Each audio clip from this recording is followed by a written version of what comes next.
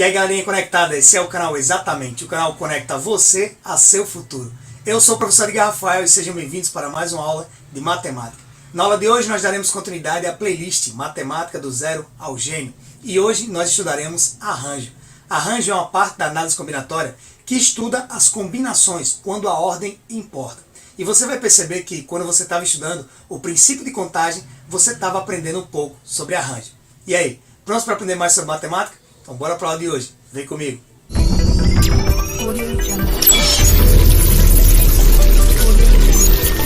Nas aulas passadas do nosso curso Matemática do Zero ao Gênio, nós estudamos a introdução à análise combinatória. A análise combinatória é a parte da matemática que se encarrega em analisar a quantidade de vezes que podemos combinar certos elementos. E nós aprendemos a combinar alguns elementos estudando o princípio de contagem. E para a aula de hoje foi de fundamental importância que você aprendesse a notação fatorial. Para mais informações sobre o princípio de contagem e fatorial, é só você acessar nossa playlist Matemática do Zero ao Gênio. No final dessa aula tem um link, é só clicar e conferir. Na aula de hoje nós estudaremos arranjo. E arranjo é a parte da análise combinatória que estuda a combinação dos elementos quando a ordem importa. E esses elementos podem ser eventos, podem ser números, letras, desde que a ordem importa. Como assim, professor? Vamos analisar os exemplos e você vai entender quando eu digo que a ordem importa ou não importa. E por que é importante você entender quando a ordem importa e quando a ordem não importa? Porque quando a ordem importar, você vai utilizar arranjo. E quando a ordem não importar, você vai utilizar outra parte da análise combinatória, que é a combinação. Tem até um macete para você não esquecer. A ordem importa? Então você usa arranjo.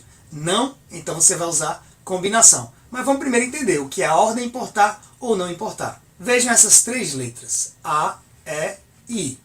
E nós queremos combiná-las duas a duas. Primeiro eu vou combiná-las quando a ordem importa. Se vamos combiná-las duas a duas e a ordem importa, perceba que quando eu escrevo A e E, isso aqui vai ser diferente de E e A. E o A e I também vai ser diferente de I e A. Deixa eu dar uma dica para você. Por exemplo, a gente vai montar uma dupla de vôlei. Então, se eu vou montar uma dupla, nesse caso aí a ordem não importa. Se eu tenho aí 10 amigos e eu quero selecionar duplas para que possamos jogar um torneio. Então, nesse caso aí a ordem não vai importar. Agora, se eu disser, no mesmo problema, que eu quero duplas, mas o primeiro que eu escolher vai jogar na direita e o segundo que eu escolher vai jogar na esquerda, aí eu já estou falando de arranjo.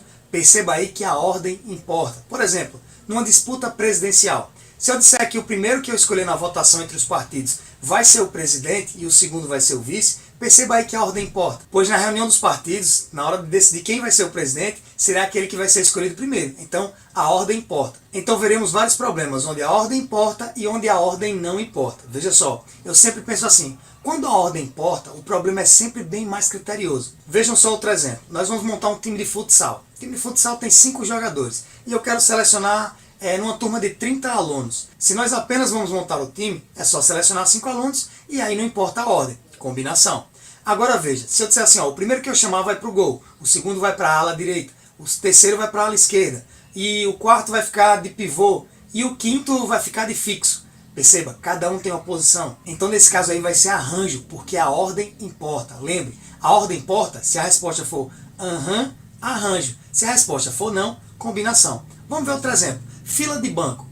Fila de banco, quem chegar primeiro vai ser atendido primeiro. Então na fila de banco é obrigatório que a ordem importa. A sua interpretação da questão é quem vai ser crucial para que você entenda se a ordem importa ou não. Vamos continuar aí com o nosso exemplo para ficar mais claro para você. Veja só. Então eu já sei, professor, A e E quando a ordem importa é diferente de E e A. Verdade? O A e o I é diferente de I e A. Assim também como E e I é diferente de I e E. Agora vamos analisar quando a ordem não importa. Se a ordem não importa, então AE é a mesma coisa que EA. Afinal de contas, eu só estou querendo uma dupla. Eu não estou montando as posições. Então vamos notar ali, AE é a mesma coisa que EA. Assim também como AI é a mesma coisa que IA. E EI é a mesma coisa que IE. E você deve estar se perguntando, professor, isso implica em quê? Implica no seguinte, aqui nós tivemos 3 combinações. Então, se a ordem não importa, é combinação. Perceba que aqui só foram 3 combinações. Já no nosso primeiro exemplo aqui, nós tivemos 6 arranjos. Agora deu para perceber quando eu digo que a ordem importa e a ordem não importa? Veja, quando a gente fala de arranjo, ela é mais detalhada e sempre a quantidade é maior. E você vai perceber que o arranjo ele faz parte de um princípio de contagem. Você vai aprender que eles são bem semelhantes. Mas quando eu falo de combinação, até as quantidades são menores. E na fórmula isso vai implicar em dividir por um número a mais. Então vai ser legal para você fixar tanto a fórmula da combinação quanto a fórmula do arranjo. Mas não esqueça, a ordem importa? Arranjo, não combinação. Como o foco da nossa aula hoje é arranjo, então eu vou apagar ali a parte de combinação e vamos detalhar mais essa explicação sobre arranjo. No nosso primeiro exemplo, existiam outras combinações que passaram despercebidas. Você está se perguntando assim, quais, professor? Aquelas que os elementos são repetidos. Vejam só, faltou a combinação A, faltou a combinação E, e faltou a combinação I. Mas por que, professor? Elas não apareceram na contagem dos arranjos. Porque na maioria das vezes, quando estamos arranjando alguma coisa, nós estamos organizando elementos concretos. E eles não permitem repetição. Por exemplo, vamos lá arranjar pessoas. Então eu não posso colocar o mesmo cara para ser presidente e vice, por exemplo. Ou fazer uma dupla de vôlei e a mesma pessoa jogar na direita e na esquerda. Vê? Não é possível. Então a gente tem que eliminar os casos repetidos. É daí que vem a equação do arranjo. Nós temos assim, arranjo de n elementos organizados em p posições. É n fatorial dividido por n menos p fatorial. Como assim, professor? Me explica melhor o que é esse n e o que é esse p. Vê só, o n é o número de elementos e o p são as posições que você vai organizar esses elementos. Então, aplicando esse exemplo, nós teríamos o seguinte, ó, 3 elementos organizados 2 a 2. Seria o quê? 3 fatorial dividido por 3 menos 2 fatorial. Resolvendo aqui, nós temos 3 fatorial é 3 vezes 2 vezes 1. Lembre, né? Na aula passada de fatorial, aprendemos que o fatorial de um número é pegar ele e fazer o produto sobre todos os seus antecessores até chegar em 1. E aqui nós temos, embaixo no denominador, 3 menos 2, que vai dar 1 fatorial. E 1 fatorial é igual a 1. Resolvendo aqui, temos que 3 vezes 2 é 6. 6 vezes 1, 6. 6 dividido por 1 também vai dar 6. Por isso que nossa questão teve apenas 6 arranjos. O que nós fizemos quando dividimos aqui por n menos p? Quando estamos dividindo por n menos p, nós estamos eliminando os casos repetidos, pois eles não interessam no caso do arranjo. Agora vejam bem, lembram da nossa aula de princípio de contagem? Existiam várias técnicas para o princípio de contagem, e eu falei que uma delas eu penso muito como poltronas. Olha só, se nós vamos arranjar 3 letras 2 a 2, eu pego e faço assim, ó. Eu penso que tem uma poltrona e outra poltrona, e eu vou fazer o produto de quem vai sentar nessa poltrona. Quantas letras vão sentar nessa poltrona? Isso é, se é que é possível. Na primeira poltrona eu tenho 3 possibilidades, ou seja, eu posso colocar o A, o E ou o I. Então eu vou colocar lá 3 possibilidades. Se eu não posso repetir essas letras, é por isso que aí não é um princípio de contagem, né? Porque se fosse princípio de contagem, eu poderia repetir as letras. Nesse caso do arranjo, não.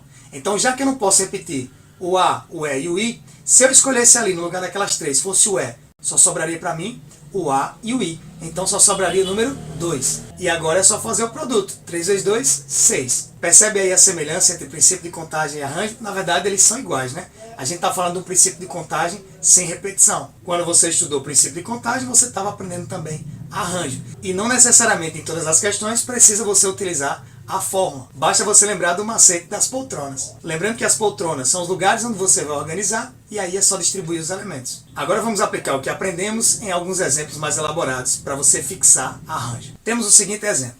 Uma pessoa vai retirar dinheiro no caixa eletrônico de um banco, mas na hora de digitar a senha, esquece do número. Ela lembra que o número tem 5 algarismos. Começa com 6, não tem algarismos repetidos e tem o algarismo 7 em alguma posição. O número máximo de tentativas para acertar a senha é... Você já deve estar pensando assim, poxa, professor, se é uma senha de banco, a ordem vai importar com certeza. Então aí você já sabe que é arranjo. A ordem importa? Arranjo. Vou anotar aqui a equação do arranjo. N elementos combinados em P posições é igual a N fatorial dividido por N menos P fatorial. A questão também nos diz que a senha tem 5 algarismos. Então tá aqui, ó, deixa eu separar. A senha tem 5 algarismos. E tem outro detalhe, ela começa com o número 6. Então, se eu pensar como as poltronas, eu tenho 1, 2, 3, 4, 5 poltronas para sentar. Mas aqui nessa vaga já está certo, que número vai sentar aqui? É o número 6. Aí eu não vou representar como 6. Porque se você multiplicar por 6, você está dizendo que são 6 eventos. E não é 6 eventos. O 6 é o único número. Então você vai colocar ali, ó, o número 1. A questão também nos diz que a senha tem o número 7, só que em alguma das posições, a gente não sabe qual. Então o 7 pode aparecer aqui, aqui, aqui ou aqui. Como o 7 vai ocupar uma daquelas 4 posições que está sobrando, eu sei que só vai sobrar 3 poltronas, pois uma daquelas 4 vagas vai ser ocupada pelo 7. Eu vou marcar aqui para você entender. Digamos que eu colocasse o 7 aqui na segunda posição. Então eu já sei que o 7 não vai aparecer depois, e como o 7 é apenas um número, eu não posso colocar o número 7 lá, eu coloco o número 1. Não tem algarismos repetidos, então eles não vão repetir. Agora vejam o seguinte, nossa questão diz que não há números repetidos na senha, e que a ordem desses números importa, afinal de contas é uma senha de banco, então já sabemos que é um arranjo. Mas arranjo de quanto em quantas posições? Olha só, como o 7 ocupa uma das 4 posições, vai sobrar apenas 3 posições. Então eu já sei que eu vou arranjar algum número em 3 posições.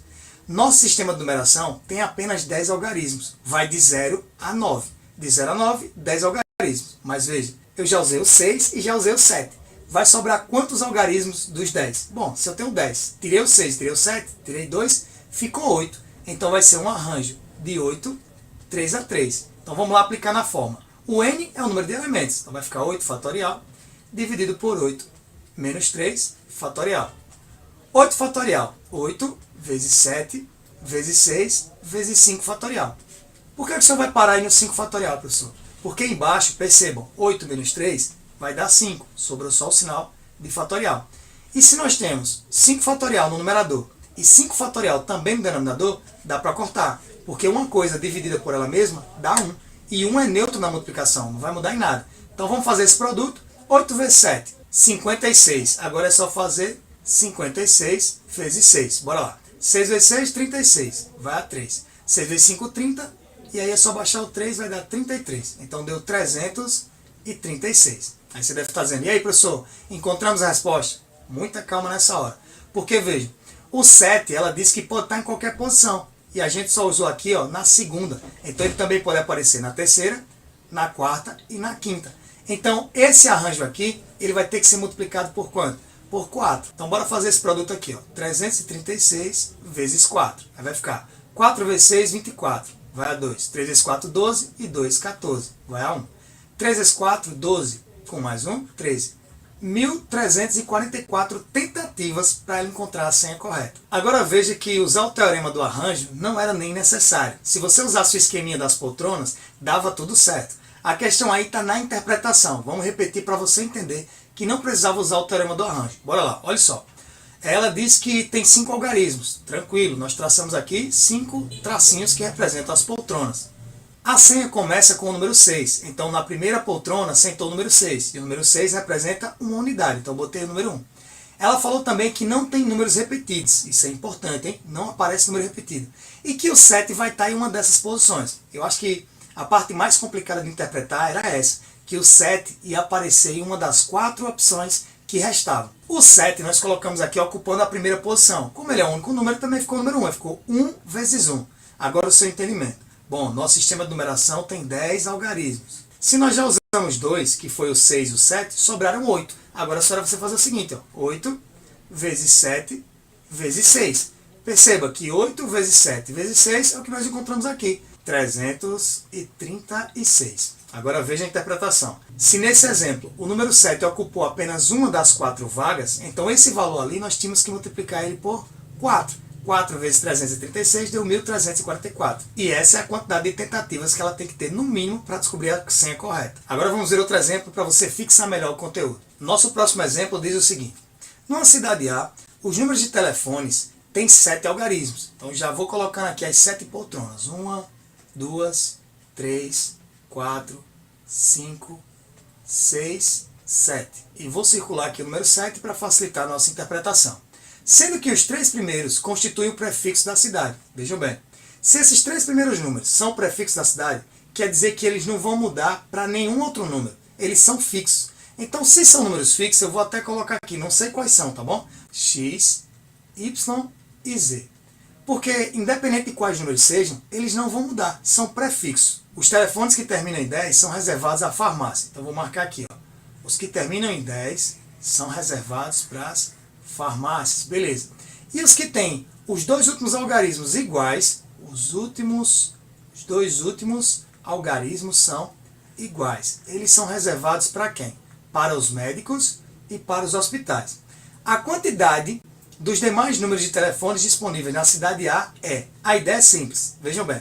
Nós vamos achar todos os números possíveis, que vai ser mais fácil, tantos com repetição como sem repetição, achar todo mundo, e depois a gente desconta aqueles que são reservados para farmácia e desconta aqueles que são reservados para médicos e hospitais. Vejam só, determinando aqui o total de números. Então o total de números vai ser o seguinte, como ela não falou se pode repetição e se não pode repetição, a gente vai usar aqui, ó, 10 vezes 10 vezes 10 vezes 10. Por que, professor? 10 vezes 10 vezes 10? Porque nosso sistema de numeração tem 10 algarismos, de 0 a 9. E ela não falou nada sobre não poder repetir os números. Então estamos achando o total. Vai estar os números que não se repetem, como também os números que se repetem. Então vai dar ali 10 vezes 10, 100, vezes 10, 1000, vezes 10, 10.000. Então nós temos aí um total de 10.000 números de telefones. Agora vejam bem, nós vamos determinar os números que são reservados para as farmácias e os números que são reservados para médicos e hospitais. Primeiros das farmácias. Olha só, esses três primeiros números, eles são fixos, afinal são os prefixos. Então eles nem me interessam, só me interessam essas 4 últimas vagas. Então eu vou botar aqui 4 poltronas. 1, 2, 3, 4. E me entendam quando eu digo poltronas, tá bom? Poltronas é no sentido de espaços, de vagas que vão ser ocupadas, para que a gente não precise nem utilizar o teorema do arranjo. Para as farmácias sobram 4 vagas, mas tem um critério importante. Farmácia tem que terminar em 10. Então esse final já está ocupado pelo número 1 e esse aqui pelo número 0. E lá em cima eu não vou colocar no espaço o número 1 e o número 0. Eu vou colocar o número 1, pois o 1 representa 1 dos 10 dígitos totais. E lá em cima do 0 eu vou colocar 1 também, porque o 0 representa 1 dos 10 algarismos do nosso sistema de numeração. E mais uma vez, no caso das farmácias, a questão não falou se pode repetir ou não pode repetir. Então eu vou colocar aqui, ó, 10 vezes 10. E aí vai ficar 10 vezes 10, 100, 100 vezes 1, 100, e 100 vezes 1 também é 100. Então esse valor 100 aqui são os números determinados para as farmácias. Agora vamos determinar os números reservados para médicos e farmácia. Bora lá. O que me interessa mais uma vez são os 4 últimos espaços que sobram. Então vou anotar aqui os 4.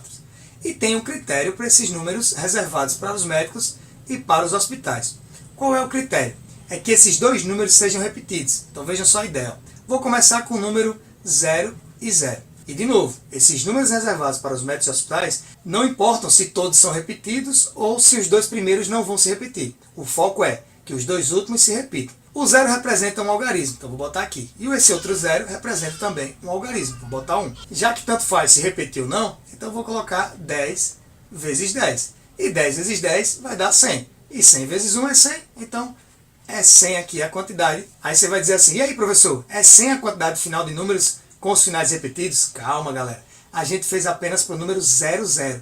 E quantas possibilidades podem aparecer ali de dois números repetidos? Podem aparecer 10, porque pode ser o 00, o 11, o 22, o 33, o 44. E nessa sequência aí, vão ser 10 números que podem se repetir. Então é só multiplicar aqui esse 100 vezes 10, que vai dar 1000.